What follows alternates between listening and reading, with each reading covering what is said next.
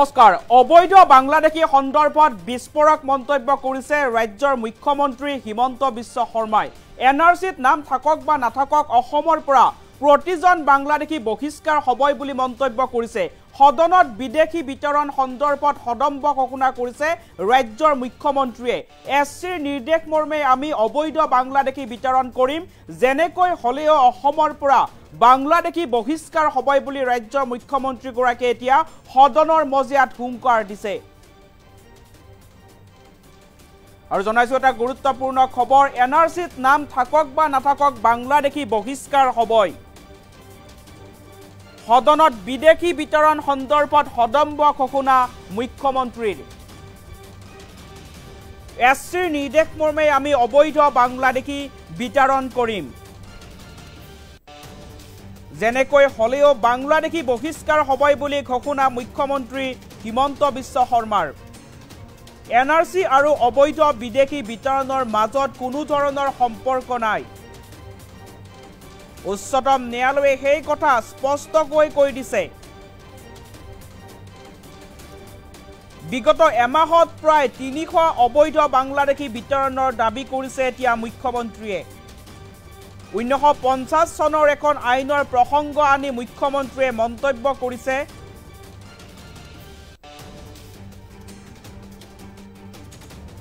আমাৰ হাতত এতিয়া সেই আইনখন অস্ত্ৰ হিচাপে আছে বুলি মন্তব্য কৰিছে মুখ্যমন্ত্ৰীয়ে আৰু সেই আইন মতে এজন উপায়ুক্তই অবৈধ বিদেশী খেদিব পাৰে বুলি এতিয়া ৰাজ্য মুখ্যমন্ত্ৰীয়ে মন্তব্য কৰিছে আইনখনৰ ম্যাদ আছে বুলি ন্যায়ালয়ে আমাক আশ্বস্ত কৰিছে বুলি মন্তব্য কৰিছে আৰু সেই আইন মতে এজন উপায়ুক্তই অবৈধ বিদেশী খেদিব পাৰে সদনৰ মজিয়াত এতিয়া হুংকাৰ দিছে মুখ্যমন্ত্ৰীয়ে উপায়ুক্তজন এজন লোক অবৈধ বিদেশী বুলি পতিয়ন গলেই হ'ল আৰু তাৰ পিছতে একচন ল'ব পাৰিব আৰু তেওঁ লগে লগে সেই লোকজনক দেশৰ পৰা বিতৰণ কৰিব পাৰে বিদেশৰ বহু দুষ্কৃতি সোমাই অসমখন ধ্বংস কৰিব বিচাৰিছে ৰাজ্যৰ মুখ্যমন্ত্ৰীৰ বিস্ফোৰক মন্তব্য কৰিছে সদনৰ মজিয়াতে এতিয়া অবৈধ বাংলাদেশীৰ বিৰুদ্ধে হুংকাৰ দিছে ৰাজ্যৰ মুখ্যমন্ত্ৰী হিমন্ত বিশ্ব শৰ্মাই এনআৰসিত নাম থাকক বা নাথাকক প্ৰতিজন বাংলাদেশী বহিষ্কাৰ হ'বই বুলি এতিয়া সদনৰ মজিয়াত সদম্বে ঘোষণা কৰিছে মুখ্যমন্ত্ৰীয়ে সদনৰ মজিয়াত বিদেশী বিতৰণ সন্দৰ্ভত সদম্ব ঘোষণা মুখ্যমন্ত্ৰীৰ এছচিৰ নিৰ্দেশ মৰ্মে আমি অবৈধ বাংলাদেশী বিতৰণ কৰিম আৰু যেনেকৈ হলেও বাংলাদেশী বহিষ্কাৰ হ'বই বুলি এতিয়া মুখ্যমন্ত্ৰীগৰাকীয়ে স্পষ্টভাৱে মন্তব্য কৰিছে এনআৰসি আৰু অবৈধ বিদেশী বিতৰণৰ মাজত কোনো ধৰণৰ সম্পৰ্ক নাই আৰু বিগত এমাহত প্ৰায় ৩০০ অবৈধ বাংলাদেশী বিতৰণৰ দাবী কৰিছে মুখ্যমন্ত্ৰীগৰাকীয়ে এক প্ৰকাৰ এতিয়া সদনৰ মজিয়াত অবৈধ বাংলাদেশীৰ বিৰুদ্ধে হুংকাৰ প্ৰদান কৰিছে ৰাজ্যৰ মুখ্যমন্ত্ৰী হিমন্ত বিশ্ব শৰ্মাই মন্তব্য আছে মন্তব্য আগবঢ়াইছো এনআৰসিত নাম থকাৰ পিছতো সন্দেহৰ ভিত্তিত ৰাজ্য চৰকাৰে ফৰেনাৰ্ছ ডিটেকশ্যন কৰি থাকিব পাৰিব কোনোবা সাৰ্কুল অফিচাৰ এজনে এনআৰসি এখন বনাই দিয়া মানে ৰাজ্য চৰকাৰৰ হাত ভৰি বন্ধ হৈ নাযায় আমি বিদেশী চিনাক্তকৰণৰ কাম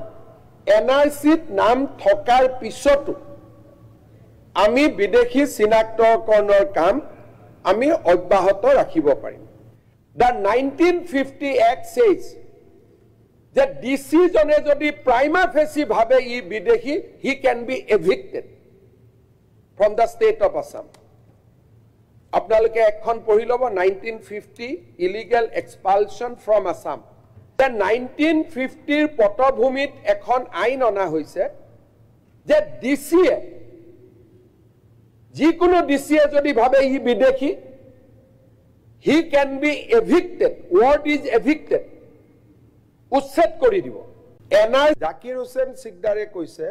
যে ফৰেনাৰ্ছ ট্ৰিবিউনেলে যিসকলক বিদেশী সজাইছে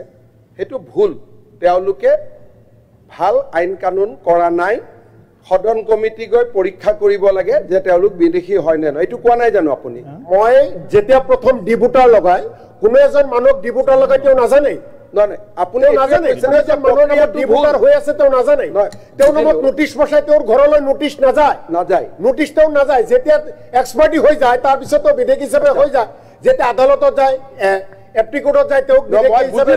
হিচাপে ৰায় নিদিয়া সেইকাৰণে মই সদন কমিটি এটা কৈছো এবাৰ মানৱতাৰ খাতিৰত সেই এবাৰ কৰিব লাগে আমাৰ মাননীয় অধ্যক্ষ মহোদয় আমাৰ বিৰোধী দলটোৱে কি ক'ব আপোনালোকে যদি সংঘবদ্ধৰ এটা শব্দত কয় চৰকাৰে ৰেছপন্স কৰাত সুবিধা হয় জাকিৰ হুছেইন সিকদাৰে কৈছে ট্ৰিব্যুনেলে নোটিছ নলয় এক্সপাৰ্টি কৰে ট্ৰিব্যুনেল বেয়া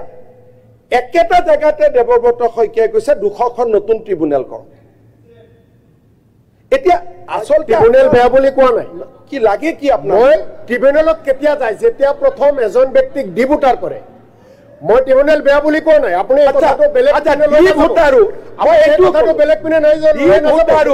এক মিনিট ডিভোটাৰো সোণোৱাল ডাঙৰীয়াৰ চৰকাৰ হিমন্ত বিশ্ব শৰ্মাৰ চৰকাৰ দিনত হোৱা নাই ডিভোটাৰো আপোনালোকৰ দিনতে হৈছে এটা আপোনালোকৰ দিনত হৈছে প্ৰফুল্ল মহন্ত চৰকাৰ দিনত হৈছে ডিভোটাৰ এজিপিৰ দিনত আৰু 1997 ত ডিভোটাৰৰ কনসেপ্ট আহিছে আৰে এনেকৈ আছে তেখেতৰ হাতত বিভাগ আছে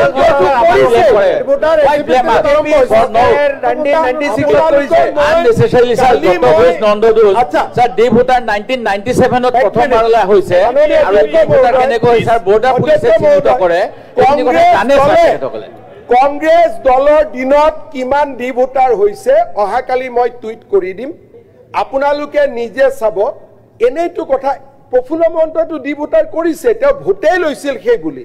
যে মই অসমৰ পৰা বিদেশী খেদিম বুলিয়েতো তেওঁ ভোট লৈছিলে আজি মইতো ডিভোটাৰ কৰিলে গৌৰৱেৰে কম যে মই কৰিলো দেই 1 লাখ ডিভোটাৰ মইতো চেষ্টা কৰি থাকো কৰিব পাৰো নেকি গতিকে আমাৰ এংগলটো বেলেগ আপোনালোক হৈছে ডিভোটাৰৰ বিৰোধী আমাৰ আইডিওলজিটো কমপ্লিট বেলেগ আপোনালোকে কিয় বুজিব পৰা নাই কথাখিনি মই বুজি পোৱা নাই প্ৰফুল্ল মহন্তই ডিভোটাৰ কৰিবই বিজেপিয়ে ডিভোটাৰ কৰিবই কাৰণ মানুহে আমাক ভোটেই দিছে সেই কাৰণে কিন্তু কংগ্ৰেছ দলে বিচাৰে যে ডিভোটাৰ হ'ব নালাগে মানুহে কষ্ট পাব নালাগে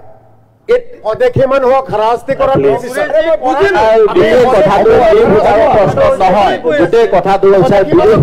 প্ৰকৃত বিদেশী বহিষ্কাৰ হয় কিন্তু বিদেশী খেলাৰ নামত স্বদেশী নাগৰিকক ছাৰ আৰ্বিট্ৰেৰিলি হ'ব নালাগে আনফেয়াৰলি হ'ব নালাগে আনজাষ্ট হ'ব নালাগে আনৰিজনেবল হ'ব নালাগে ছাৰ এইটো হ'ব লাগে ফেয়াৰ ৰিজনেবল জাষ্ট আৰু উইদাউট নট আৰ্বিট্ৰেৰি আমি সেইটো বিচাৰিছো ছাৰ এইটো ভুলকে কৰিব নালাগে ঠিক আছে যে ৰহিম ভাই প্লিজ মই বিৰোধী দলৰ প্ৰতি 100% সমৰ্থন কৰি কৈ আছো যে আনজাজ হ'ব নালাগে ফেয়াৰ হ'ব লাগে স্বদেশীক দিগদাৰ কৰিব নালাগে বিদেশীক দিগদাৰ কৰিব লাগে সব বুজিলো এইখিনি বুজাৰ পিছত অসমৰ ইতিহাসত আটাইতকৈ বেছি ডিভোটাৰ হৈছে হিতেশ্বৰ শইকীয়া চৰকাৰৰ সময়ত আৰু তৰুণ গগৈৰ সময়ত এইটোৱে হৈছে ফেক্ট জাকিৰৰ টিকট কাটি তোমাক দি দিব তুমি চিন্তা কৰিব নালাগে বহি থাকা থ্যাংক ইউ আর নহলে তুমি জায়গা যাবা sir point of order sir number sir point of order sir 7 মই আহি আছো স্যার পয়েন্ট অফ অর্ডার আমি নম্বর আমি 7 আসলে তো 6 ত নিউ প্রসেসত পোৱা নাই গতিকে আমি অলপ সময় জন্মগ্ৰহণ কৰা জন্মহত্যা ভাৰতীয় নাগৰিক কেনেকৈ ভিডিঅ' হ'ব পাৰে স্যাৰ স্যাৰ জন্মহত্যা এইটো একপক্ষীয় হৈছে sir point of order sir মোর পয়েন্ট অফ অর্ডার আছিলে sir point of order sir sir 1 minute point of order point of order sir ইয়াৰ কথা আছিলে honourable point of order sir minister Shri আপোনালোকে আইটেম নম্বৰ 7 স্যাৰ মোৰ point of order sir লাগে আমাৰ reply দিব নালাগে নি স্যাৰ মোৰ পয়েন্ট অফ অৰ্ডাৰ আৰে বাবা আপোনালোকে কি কয় ঠিক কৰি লওক হয় স্যাৰ আমাৰ ৰফিকুল ইছলাম সাহেবে ৰব ৰফিকুল ইছলাম সাহেবে কি ক'লে যে নাগৰিকত্ব আটাইতকৈ ডাঙৰ সন্মান নাগৰিকত্ব আটাইতকৈ মূল্যৱান সম্পদ আচ্ছা যদি নাগৰিকত্ব ইমান ডাঙৰে মূল্যৱান সম্পদ যদি ইমান ডাঙৰে সন্মান এটা পৰিয়ালৰ 4টা 3টাৰ কিয় নাগৰিক নহয় হেতু কক আপোনালোকে এটা পৰিয়ালৰ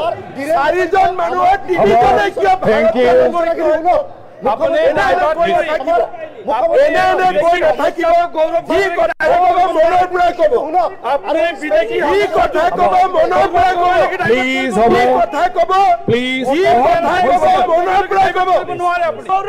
ভাৰতত ভাল পাই ভাৰতৰ গুণ গাব কিন্তু এনে কৈ নাথাকিব